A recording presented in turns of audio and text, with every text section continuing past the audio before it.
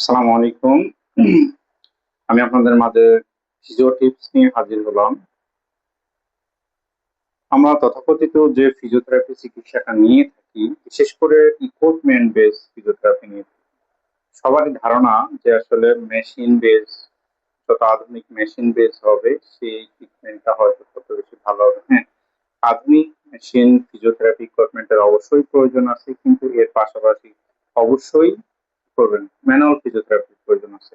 Manual physiotherapy যেমন অনেক বেশি ইফেক্টিভ, এর পাশাপাশি আপনার ইকুইপমেন্ট বেস ফিজিওথেরাপির সমন্বয় আপনাকে চিকিৎসা পদ্ধতির মাধ্যমে এগিয়ে যেতে হবে। তবেই আপনি একটা ভালো রেজাল্ট পাবেন, তত দ্রুত আপনি সুস্থতা অর্জন করবেন। এবং সেই সাথে যে ফিজিওথেরাপিস্ট আপনাকে যে যে হোম অ্যাডভাইস গুলো দেওয়া হবে, সেই হোম অ্যাডভাইস গুলো আপনার কি একটা চিকিৎসার অংশ হিসাবে আপনাকে নিতে হবে। তাহলে আপনি দ্রুত সুস্থতা অর্জন করতে পারবেন। তাহলে কথা কি হলো যে আমরা equipment physiotherapy plus manual physiotherapy এবং সাথে ফিজিওথেরাপিস্ট যে অ্যাডভাইস গুলো আপনাকে দিয়ে থাকবেন, টোটাল মিলিয়ে হলো আমাদের একটা ফিজিওথেরাপি চিকিৎসা পদ্ধতি। এগুলো মেনে চলুন এবং আপনি খুব দ্রুত সুস্থতা